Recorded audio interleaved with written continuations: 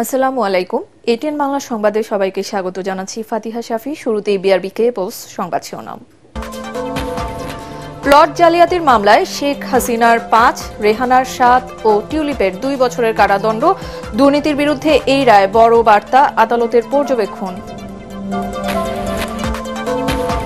খালেদা জিয়ার অবস্থা স্থিতিশীল জানালেন মির্জা ফখরুল। এভার কেয়ার হাসপাতালে চীনের ৫ সদস্যের চিকিৎসক দল, কাল আসবেন বিশেষজ্ঞরা। তারেক রহমানের দেশে ফিরতে বাধা থাকলে সব ধরনের সহায়তা দেওয়া হবে, জানালেন আইন উপদেষ্টা। নিরাপত্তা নিশ্চিতে ব্যবস্থা নেবে সরকার।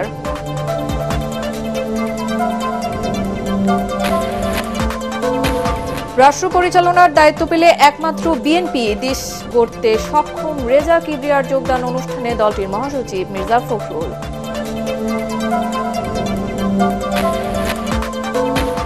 এবং ক্ষমতায় না গিয়েই একটি রাজনৈতিক দল প্রশাসনিক কু করছে, খুলনায় সমাবেশে জামায়াতের আমিরের অভিযোগ।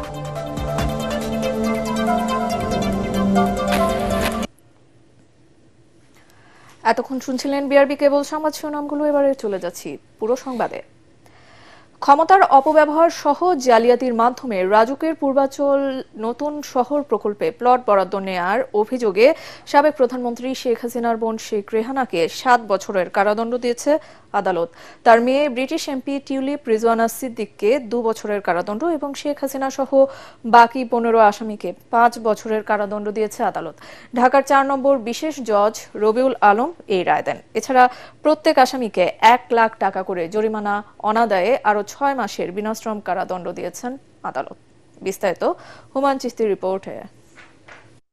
রাজুকের পূর্বাচল নতুন শহর প্রকল্পের প্লট জালিয়াতির চতুর্থ মামলার রায়ের নির্ধারিত দিনে সকাল 11:30টায় আদালতে তোলা হয় গ্রেপ্তার থাকা একমাত্র আসামি খুরশিদ আলমকে।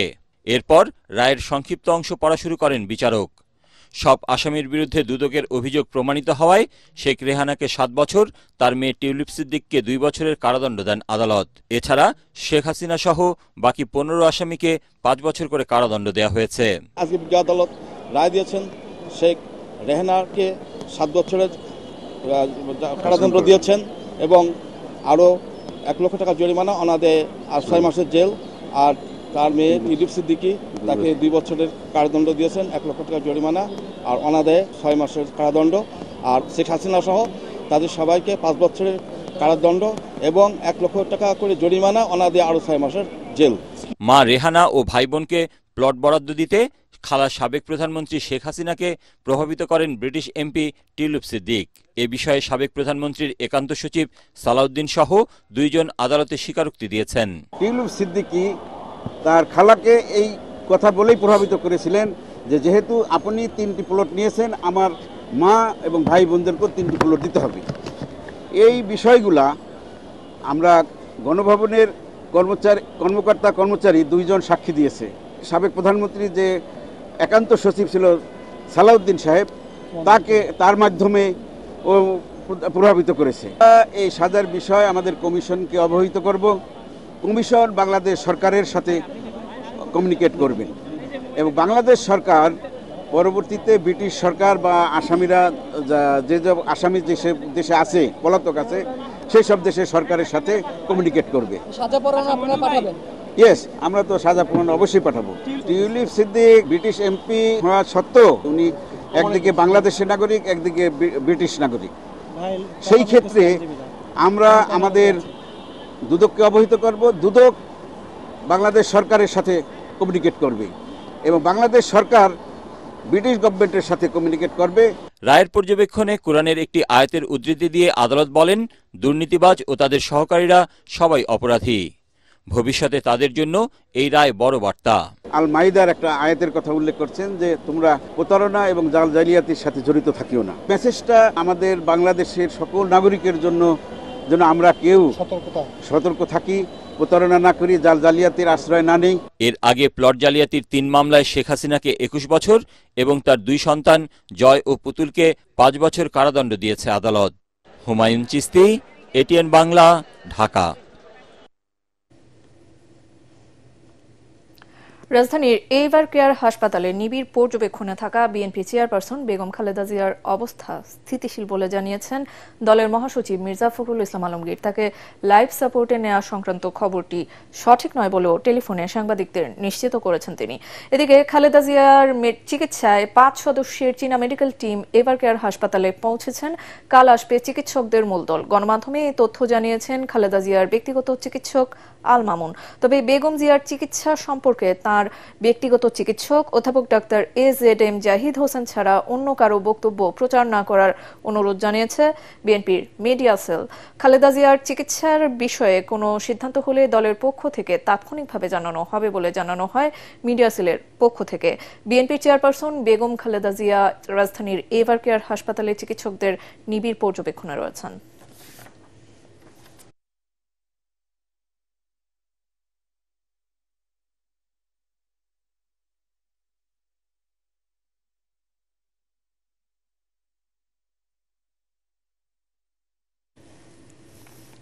দর্শক, এই মুহূর্তে এভার কেয়ার হাসপাতালের সামনে আছেন সহকর্মী ইমদাদুল্লাহ বাবু। সরাসরি যুক্ত হতে চাচ্ছি তার সাথে।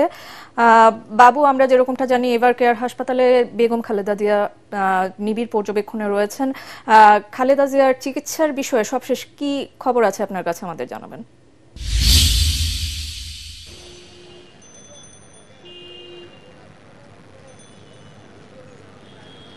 ফাতেহা, এখনো খালেদা জিয়া এই যে এভার কেয়ার হাসপাতাল রয়েছে, এই হাসপাতালের সিসিইউতে চিকিৎসাধীন।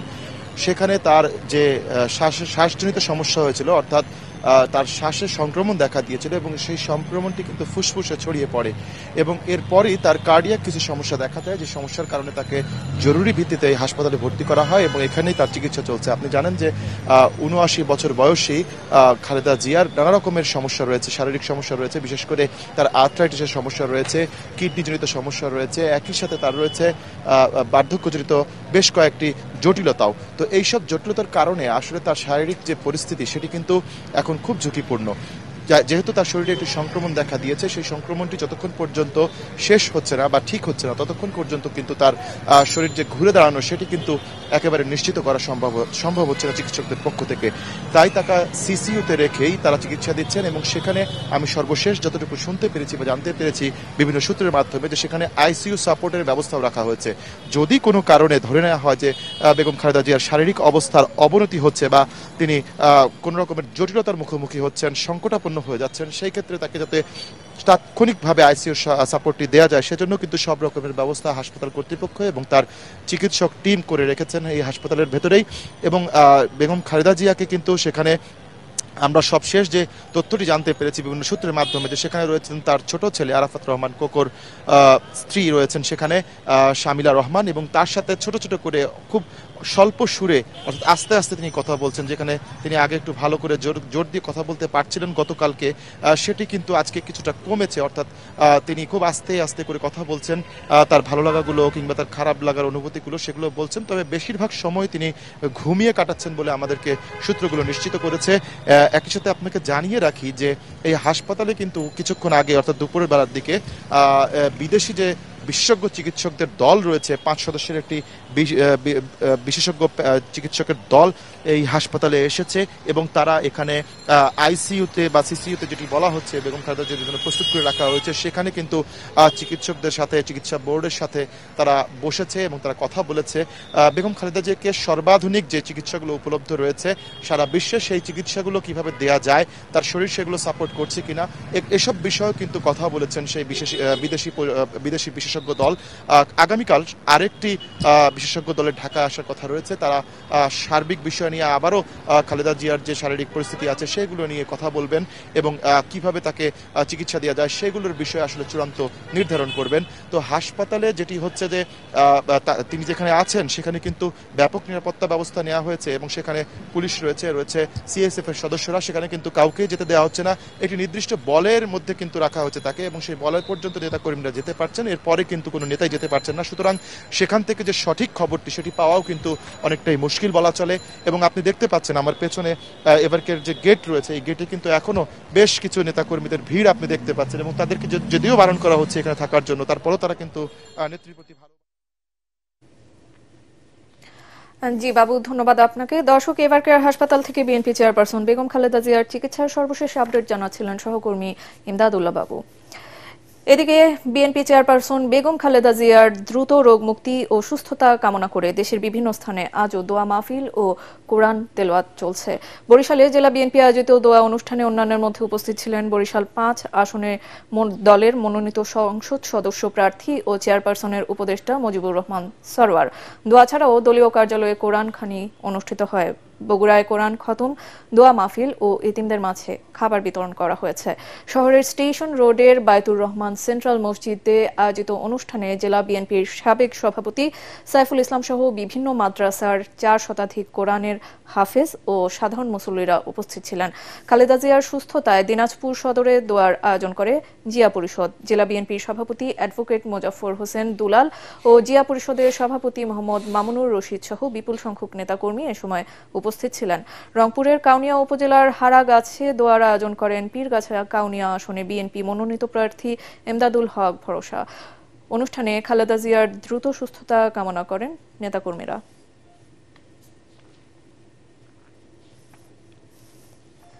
বিএনপির ভারপ্রাপ্ত চেয়ারম্যান তারেক রহমানের দেশে ফিরতে আইনি বাধা থাকলে সব ধরনের সহায়তা করবে সরকার। তার নিরাপত্তা নিশ্চিতে ব্যবস্থা নেওয়া হয়েছে বলে জানিয়েছেন আইন উপদেষ্টা ডক্টর আসিফ নজরুল। তিনি বলেন, তারেক রহমান কখন ফিরবেন সে বিষয়ে খালেদা জিয়ার নির্দেশনা আছে কিনা সেটা জানা নেই, এটা তাদের পারিবারিক বিষয়। রিপোর্টে জানাচ্ছেন মাহবুব কবির চপল। 2007 সালে সেনা সমর্থিত সরকার দায়িত্ব নেয়ার পর গ্রেফতার হন তারেক রহমান। কারাগারে ব্যাপক নির্যাতনের শিকার হন তিনি। 1.5 বছর পর মুক্তি পেয়ে 2008 সালের 11 সেপ্টেম্বর সপরিবারে লন্ডন যান বিএনপির এই নেতা। আওয়ামী লীগ ক্ষমতায় আসার পর তারেক রহমানের বিরুদ্ধে 75টি মামলা হয়। যাবজ্জীবন সাজা হয় 21 আগস্ট গ্রেনেড হামলা মামলায়। ফলে তার দেশে ফেরা অনিশ্চিত হয়ে পড়ে। তখন কিন্তু আমিও সেই সমস্যার মধ্যে পড়ে যাব। নানা প্রতিকূলতার মাঝেও সেখান থেকে 16 বছর দল পরিচালনা করেন তিনি। 2024 সালের 5ই আগস্ট আওয়ামী লীগ সরকার পতনের 15 মাস পরও তারেক রহমান দেশে না ফেরায় আলোচনার সৃষ্টি হয়। বিশেষ করে তার মা সাবেক প্রধানমন্ত্রী বেগম খালেদা জিয়ার গুরুতর অসুস্থতার সময়ও।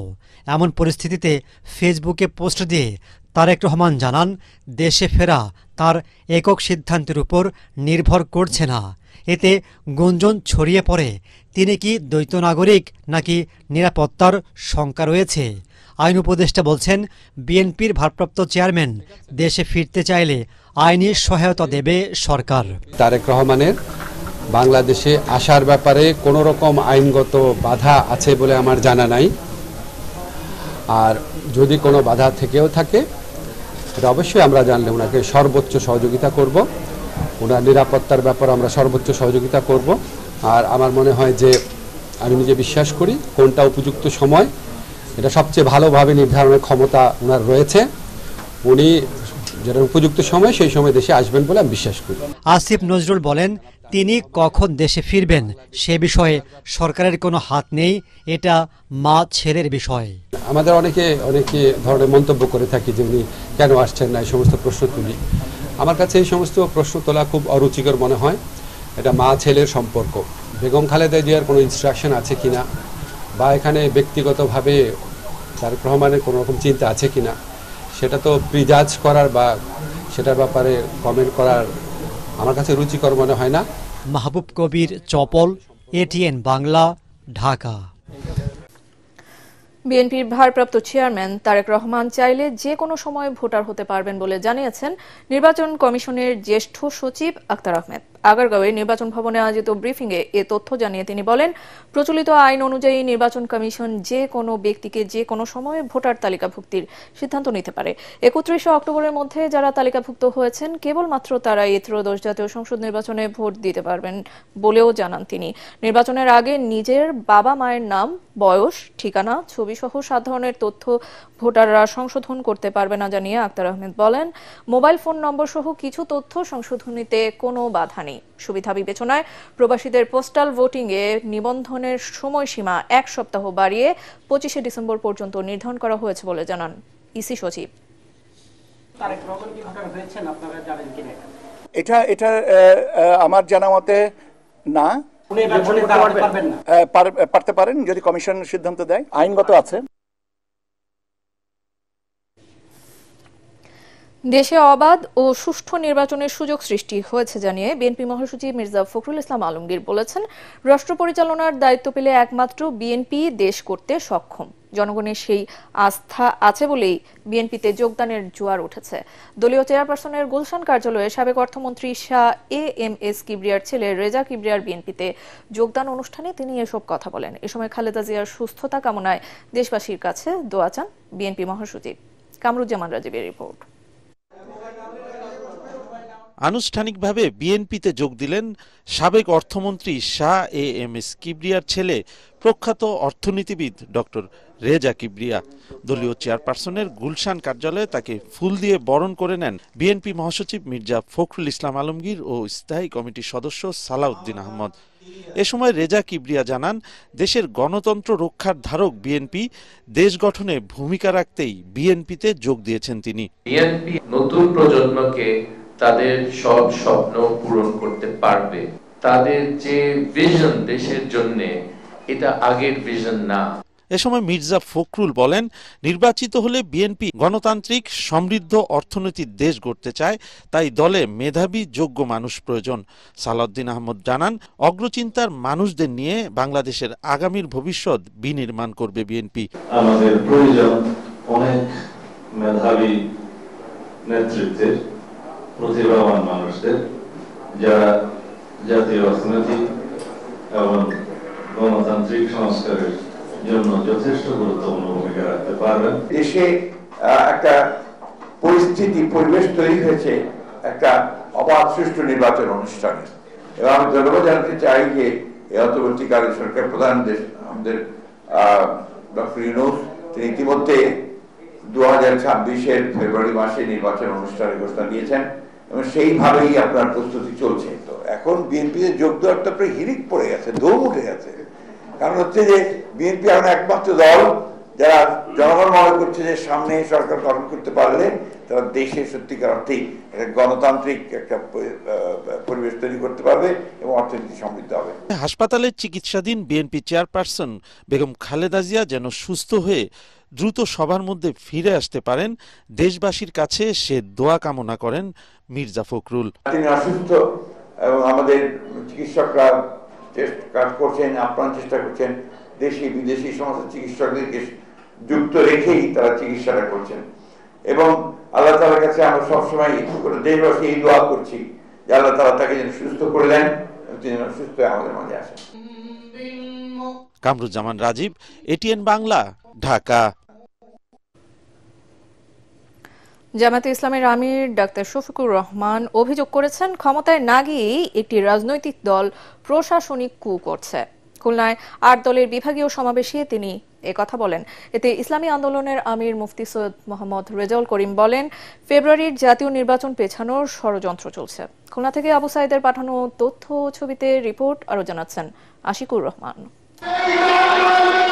জুলাই সনদের আইনি ভিত্তি ও লেভেল প্লেইং ফিল্ড বাস্তবায়ন সহ 5 দফা দাবিতে খুলনার শিববাড়ি মোড়ে 8 দলের সমাবেশে জনতার ঢল নামে। সকাল থেকেই মিছিল নিয়ে খুলনা বিভাগের বিভিন্ন জেলা থেকে 8 দলের নেতাকর্মীরা সমাবেশের স্থলে জড়ো হয়। 8 দলের শীর্ষ নেতারা সমাবেশে বক্তব্য রাখেন। সমাবেশে প্রধান অতিথির বক্তব্যে ডাক্তার শফিকুর রহমান বলেন, জিয়া রহমান ও খালেদা জিয়া 72-এর সংবিধানের বিপক্ষে ছিলেন, কিন্তু তাদের অনুসারীরা তা রক্ষা করতে চায়। ক্ষমতায় না গিয়ে অনেকে ক্ষমতার দাপট দেখাচ্ছে, প্রশাসনিক কু করার চেষ্টা করছে। আগামী নির্বাচনে চলে বলে কৌশলে কেউ কেউ আমরা শুনতে পাই বিভিন্ন জায়গায় বসে ষড়যন্ত্রের জাল বুনছেন। জনগণ ভোট দেখ না দেখ, ক্ষমতায় আমাদেরকে যেতে হবে। এদিকে নগরীর গল্লামারি, ময়লাপোতা ও জোড়াগেট থেকে জনস্রোত শিববাড়ি মোড়ের সমাবেশে মিলিত হয়। সভাপতির বক্তব্যে চরমোনাই পীর বলেন, একটি দলের পায়ের নিচ থেকে মাটি সরে গেছে, এখন ফেব্রুয়ারির নির্বাচন পেছানোর ষড়যন্ত্র করছে। পায়ের নিচের মাটি সরে গেছে, এখন নির্বাচনকে পিছনে নেওয়ার জন্য আপনারাই ষড়যন্ত্র করতেছে। এসে গেছে। খুলনার সমাবেশে মামুনুল হক বলেন, যারা গণভোটে না ভোটের ক্যাম্পেইন করবে তারা ফ্যাসিবাদের দোসর। দলীয় প্রতীকে ভোট দেওয়ার পাশাপাশি গণভোটে হ্যাঁ বাক্সে ভোট দিতে হবে। যদি কেউ এই গণভোটে না ভোটের ক্যাম্পেইন করেন, ধরে নেব আপনারা ফ্যাসিবাদের দোসর। পিআর পদ্ধতিতে নির্বাচন ও গণভোট জাতীয় নির্বাচনের আগে বাস্তবায়ন সহ 5 দফা দাবি আদায় না হওয়া পর্যন্ত 8 দল আন্দোলন চালিয়ে যাওয়ার ঘোষণা দিয়েছে খুলনা সমাবেশ থেকে। Bureau report, ATN Bangla. জাতীয় সংসদ নির্বাচনে আচরণবিধি লঙ্ঘন করলে নির্বাচন কমিশন কাউকে ছাড় দেবে না বলে জানিয়েছেন নির্বাচন কমিশনার আনোয়ারুল ইসলাম সরকার। এক্ষেত্রে কোনো শোকজ নয়, প্রার্থিতা বাতিল হয়ে যাবে বলে সতর্ক করেছেন তিনি। নারায়ণগঞ্জের বন্দর উপজেলা পরিষদে আয়োজিত কর্মশালায় তিনি এসব কথা বলেন। আগামী সংসদ নির্বাচনে লেভেল প্লেইং ফিল্ড তৈরির জন্য যা যা দরকার সবকিছুই করা হবে বলেও জানান নির্বাচন কমিশনার। নির্বাচন প্রশিক্ষণ ইনস্টিটিউটের মহাপরিচালক মোহাম্মদ হাসানুজ্জামান ও নারায়ণগঞ্জের জেলা প্রশাসক রায়হান কবির অনুষ্ঠানে উপস্থিত ছিলেন। হলফনামায় যদি কোনো তথ্য গোপন করেন এবং কম বেশি দেন, সেই ক্ষেত্রে পাশ করার পরেও তার এই যে পদবি এটি বাতিল হবে। তো এগুলো ক্ষমতা প্রয়োগের ক্ষেত্রে রিটার্নিং অফিসারকে অগাধ ক্ষমতা দেওয়া হয়েছে, পুলিশ অফিসারদেরকে অনেক ক্ষমতা দেওয়া হয়েছে এবং আর্মিদেরকে ম্যাজিস্ট্রেসি পাওয়ার দেওয়া হয়েছে। সুতরাং একটা অবাধ, সুষ্ঠু, নিরপেক্ষ নির্বাচন করার জন্য কোনো সন্দেহের অবকাশ নাই যে এখানে ভিন্ন রকম কিছু হবে। রাজাপুর কাঠালিয়া নিয়ে গঠিত ঝালকাঠি 1 আসনে এখনও চূড়ান্ত হয়নি বিএনপির প্রার্থী। এই আসনে কে পাবেন মনোনয়ন, এমন প্রশ্ন এখন দলীয় নেতাকর্মী এবং এলাকাবাসীর মুখে মুখে। এরই মধ্যে একাধিক মনোনয়ন প্রত্যাশী নেমেছেন প্রচারণায়। ঝালকাঠি প্রতিনিধি HM নাসির উদ্দিনের পাঠানো তথ্য ও ছবিতে আরো জানাচ্ছেন আসিফুর রহমান সাগর। রাজাপুর কাঠালিয়া উপজেলা নিয়ে গঠিত ঝালকাঠি 1 আসনে স্বাধীনতার পর থেকে সবগুলো নির্বাচনে বাংলাদেশ জাতীয়তাবাদী দল বিএনপি তাদের দলীয় প্রার্থী দিলেও এবার এখনও কোনো প্রার্থীর নাম ঘোষণা করা হয়নি। এ নিয়ে এলাকাবাসীর মাঝেও প্রচণ্ড আগ্রহ কে হচ্ছেন বিএনপির প্রার্থী, নাকি এ আসন শরিকদের ছেড়ে দেওয়া হবে, এ নিয়েও চলছে জল্পনা। 1973, 2008 ও পরে 18 ও 24-এর বিতর্কিত নির্বাচনে আওয়ামী লীগের দখলে ছিল এই আসন। অন্যদিকে 1986, 88 এবং 96 সংসদ নির্বাচনে এই আসন থেকে জাতীয় পার্টির প্রার্থীরা বিজয়ী হয়। আর 1991, 2001 ও 2014 সালের নির্বাচনে আসনটি ছিল বিএনপির দখলে। এদিকে ধানের শীষে মনোনয়ন পেতে দলীয় নেতাকর্মী এবং সমর্থকদের নিয়ে দিনরাত এলাকায় চষে বেড়াচ্ছেন 6 জন মনোনয়ন প্রত্যাশী। কেন্দ্রের নজরে আসতে তুলে ধরছেন দলের দুঃসময় তাদের ভূমিকা আর স্থানীয়দের দিচ্ছেন নানা প্রতিশ্রুতি।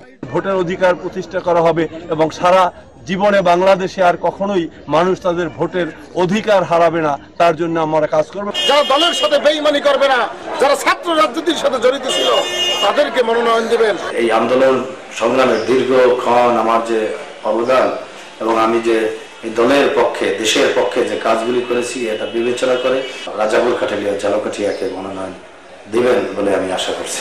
এছাড়াও মনোনয়ন পাওয়ার প্রতিযোগিতায় রয়েছেন সংবিধান সংস্কার কমিশনের সদস্য ব্যারিস্টার মঈন ফিরোজী, রফিক হাওলাদার এবং কর্নেল মোস্তাফিজুর রহমান। দল যদি তাকে ধানের শীষ মনোনয়ন দেয়, এই সিটটি আমরা দলকে উপহার দিতে পারবো। সকল ধর্মের লোক মিলে ধানের শীষে বিপুল ভোটে জয়যুক্ত করব। এর অন্যথায় যদি দল কোনো চিন্তা করেন, তাহলে এই আসন বিএনপি হারবে। Bureau report, ATN Bangla.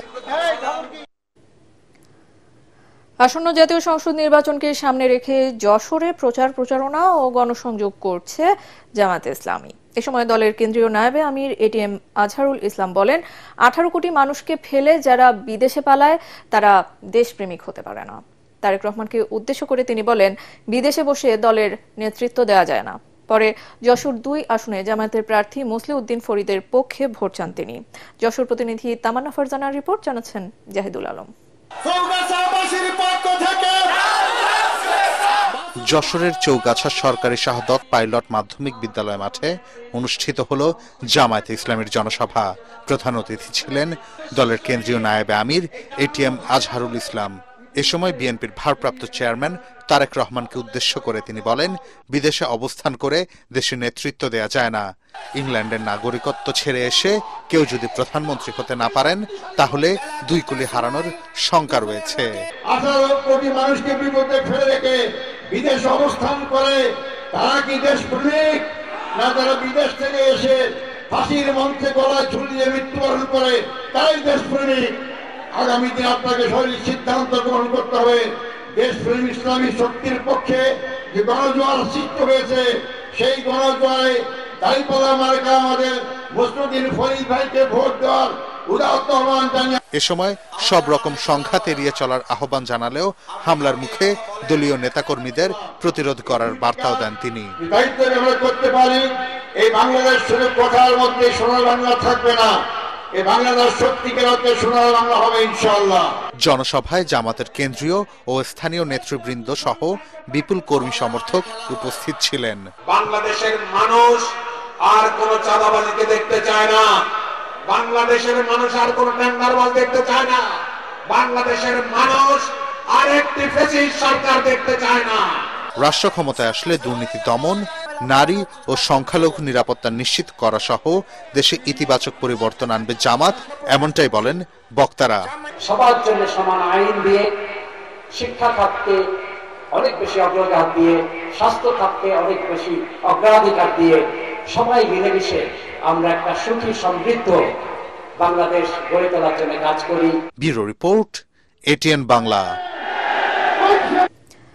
Pilkhana হত্যাকাণ্ডে তদন্তে গঠিত কমিশনের প্রতিবেদন অনুযায়ী এই ঘটনার ন্যায় বিচার নিশ্চিতের দাবি জানিয়েছেন চাকরিচ্যুত বিডিআর সদস্যরা। ঢাকা রিপোর্টার্স ইউনিটিতে সংবাদ সম্মেলনে তারা জানান, তদন্ত কমিশনের প্রতিবেদনে 2009 সালে পিলখানা হত্যাকাণ্ডের সত্য উন্মোচন করতে হবে। একই সাথে সকল শহীদ ও ষড়যন্ত্রের শিকার ক্ষতিগ্রস্ত হাজারো বিডিআর সদস্য ও তাদের পরিবারের দীর্ঘদিনের অনিশ্চয়তা দূর করতে হবে। পিলখানা হত্যাকাণ্ডের সাথে জড়িত প্রকৃত দোষীদের আইনের আওতায় আনার দাবিও জানান বিডিআর সদস্যরা।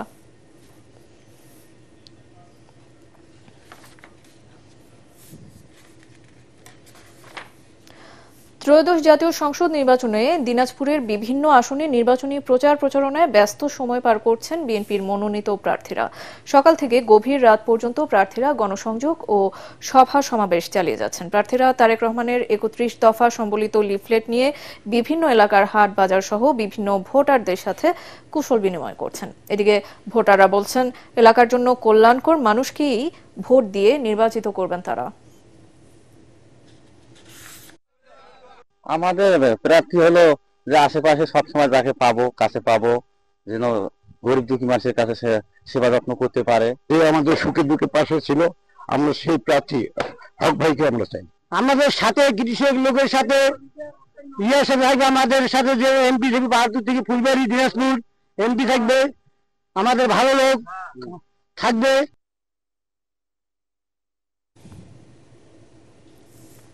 এবার অর্থ সংবাদ।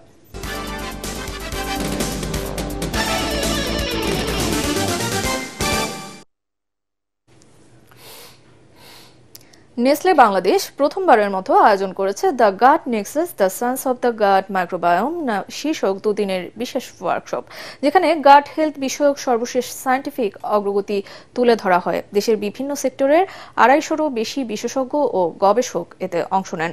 কর্মশালায় আন্তর্জাতিকভাবে স্বনামধন্য প্রফেসর ডক্টর শামন রাজেন্দ্রজিৎ এবং প্রফেসর ডক্টর মার্ক এ বেনিঙ্গা গাট হেলথ ও ফাংশনাল গ্যাস্ট্রোইন্টেস্টাইনাল ডিসঅর্ডার নিয়ে বক্তব্য রাখেন।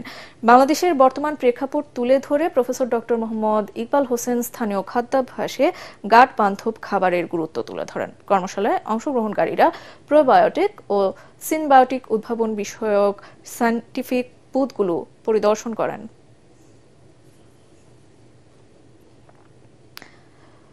আল আরাফা ইসলামী ব্যাংকের চুয়াডাঙ্গা শাখার উদ্যোগে জেলা সদরের আলুকদিয়ায় কৃষি বিনিয়োগ বিতরণ অনুষ্ঠান সম্পন্ন হয়েছে। অনুষ্ঠানে ব্যাংকের ব্যবস্থাপনা পরিচালক রাফাতুল্লাহ খান 201 জন কৃষকের মাঝে মোট 2,53 লাখ টাকা কৃষি বিনিয়োগ বিতরণ করেন। অনুষ্ঠানে বিশেষ অতিথি ছিলেন ব্যাংকের উপব্যবস্থাপনা পরিচালক SM Abu Jafar, executive vice president AKM Amjad Hossain, senior vice president Sulaiman Al Razi, senior assistant vice president Sheikh Asadul Haque, Chuadanga কৃষি সম্প্রসারণ অধিদপ্তরের উপপরিচালক মাসুদুর রহমান সরকার, চুয়াডাঙ্গা ভিক্টোরিয়া জুবিলি সরকারি উচ্চ বিদ্যালয়ের ভারপ্রাপ্ত প্রধান শিক্ষক জেসমিন আরা খাতুন। অনুষ্ঠানে সভাপতিত্ব করেন ব্যাংকের চুয়াডাঙ্গা শাখার ব্যবস্থাপক শরীফুল ইসলাম।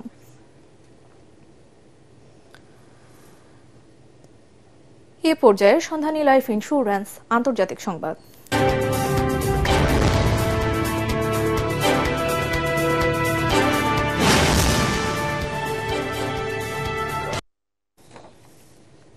দুর্নীতির মামলা থেকে অব্যাহতি পেতে ইসরায়েলের প্রেসিডেন্ট আইজাক হারজগের কাছে ক্ষমা চেয়েছেন প্রধানমন্ত্রী বেনিয়ামিন নেতানিয়াহু। এক ভিডিও বার্তায় তিনি বলেন, মামলার পুরো প্রক্রিয়ায় সহায়তা করতে প্রস্তুত ছিলেন তিনি, তবে জাতীয় স্বার্থে তিনি এই সিদ্ধান্ত পরিবর্তন করেছেন। তার এই বক্তব্যের পর প্রেসিডেন্টের কার্যালয় জানায়, এ বিষয়ে বিচার বিভাগের মতামত নেবেন হারজগ। 5 বছর ধরে ঘুষ, জালিয়াতি ও ক্ষমতার অপব্যবহারের অভিযোগে একাধিক মামলায় বিচার চলছে ইসরায়েলি প্রধানমন্ত্রীর। যদিও আগে সব অভিযোগ অস্বীকার করেছেন নেতানিয়াহু। দেশটির বিরোধী নেতাদের দাবি, ক্ষমা চাইতে হলে আগে দোষ স্বীকার করতে হবে নেতানিয়াহুকে। এবারে খেলার খবর।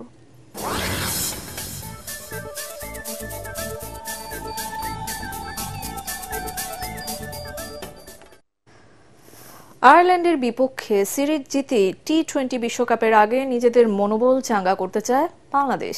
সংবাদ সম্মেলনে এমনটাই জানালেন টাইগারদের pace bowling coach Shaun Tait. আসন্ন টি-20 বিশ্বকাপের আগে এটি বাংলাদেশের শেষ সিরিজ। চট্টগ্রামের বীরশ্রেষ্ঠ ফ্লাইট লেফটেন্যান্ট মতিউর রহমান স্টেডিয়ামে তৃতীয় ও শেষ ম্যাচটি শুরু হবে আগামীকাল দুপুর 2টায়। আবুল হাসনাতের পাঠানো তথ্য ছবিতে আরও জানাচ্ছেন পরাগ আরমান। মাসখানেক আগে ওয়েস্ট ইন্ডিজের কাছে হোয়াইট ওয়াশ হওয়ার পর এই চট্টগ্রামেই আয়ারল্যান্ডকে আতিথ্য জানায় বাংলাদেশ। কিন্তু সিরিজের প্রথম টি-20তে ব্যর্থতার সাঁকো পার হতে পারেনি। দ্বিতীয় টি-20 জিতে সমতায় ফেরে লিটন তাওহিদরা। সিরিজ নির্ধারণী ম্যাচের আগে টাইগারদের pace bowling coach Shaun Tait জানান, জয়ের দিকেই মনোযোগ তাদের। আমাদের শুধু ভালো ক্রিকেট খেলা এবং ম্যাচ জেতার দিকে মনোযোগ দেওয়া উচিত। যখনই কোনো আন্তর্জাতিক ম্যাচে জয় পাবেন, তখনই কিছু আত্মবিশ্বাস পাবেন। আমি মনে করি আমাদের উচিত আগের ম্যাচের জয় থেকে পাওয়া আত্মবিশ্বাস নিয়ে ভালো খেলা এবং আগামীকালের ম্যাচে কাজে লাগানো। আমরা জেতার আশা করছি। দল হিসেবে আয়ারল্যান্ডকে সমীহই করছেন বাংলাদেশের পেস বোলিং কোচ টেট। প্রতিপক্ষ যে দলই হোক, আপাতত মাঠে শক্ত লড়াই চান। টি-20 বিশ্বকাপের আগে দলকে চ্যালেঞ্জ নেওয়াও রপ্ত করাতে চান তিনি। আয়ারল্যান্ড ভালো ক্রিকেট খেলছে, ওদের ভালো কিছু খেলোয়াড় আছে, ওরা বেশ গোছানো একটা দল। আমরা একটা ভালো চ্যালেঞ্জ চাই। আমাদের পরবর্তী সিরিজে বিশ্বকাপ। টি-20 ক্রিকেটের জন্য এর চেয়ে বড় কিছু আর হতে পারে না। শন টেট জানান, প্রতিপক্ষকে সেটা বড় কথা নয়, তার দলের উদ্দেশ্য হলো ভালো ক্রিকেট খেলা আর বিশ্বকাপের আগে ভালো প্রস্তুতি নেয়া। পরাগ আরমান, এটিএন বাংলা। ইস্পাহানি প্রথম আলো তৃতীয় আন্তঃবিশ্ববিদ্যালয় ফুটবল টুর্নামেন্টে ঢাকা অঞ্চলের চতুর্থ দিনে 3টি ম্যাচ অনুষ্ঠিত হয়েছে। সাভার উপজেলার বিরুলিয়া ইউনিয়নের দত্তপাড়া এলাকায় ড্যাফোডিল ইন্টারন্যাশনাল ইউনিভার্সিটিতে প্রথম ম্যাচে Bangladesh university of business and টেকনোলজিকে টাইব্রেকারে 4-2 গোলে হারিয়েছে সোনারগাঁও বিশ্ববিদ্যালয়।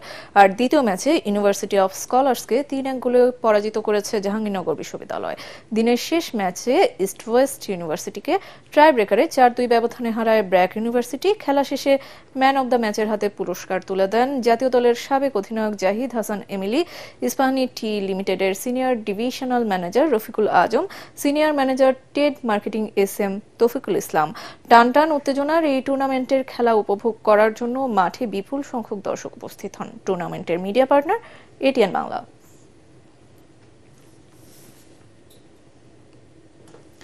সংবাদ শেষ করছি, তার আগে বিআরবি কেবল সংবাদ শিরোনামগুলো জানিয়ে দিচ্ছে আরো একবার। প্লট জালিয়াতির মামলায় শেখ হাসিনার 5, রেহানার 7 ও টিউলিপের 2 বছরের কারাদণ্ড। দুর্নীতির বিরুদ্ধে এই রায় বড় বার্তা, আদালতের পর্যবেক্ষণ। খালেদা জিয়ার অবস্থা স্থিতিশীল জানালেন মির্জা ফখরুল। এভার কেয়ার হাসপাতালে চীনের 5 সদস্যের চিকিৎসক দল, কাল আসবেন বিশেষজ্ঞরা।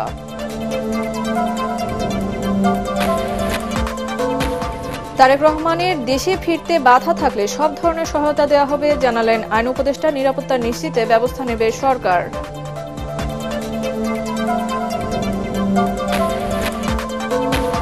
রাষ্ট্র পরিচালনার দায়িত্ব পেলে একমাত্র বিএনপি দেশ গড়তে সক্ষম। রেজা কিবরিয়ার যোগদান অনুষ্ঠানে দলটির মহাসচিব মির্জা ফখরুল।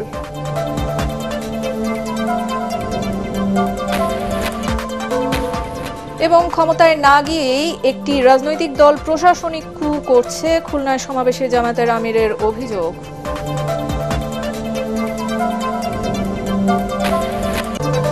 আর এই ছিল এখনকার মতো। রইল পরবর্তী সংবাদ দেখার আমন্ত্রণ। এটিএন বাংলা সংবাদ ইউটিউবে দেখতে ব্রাউজ করুন, youtube/ATN Bangla News। ধন্যবাদ।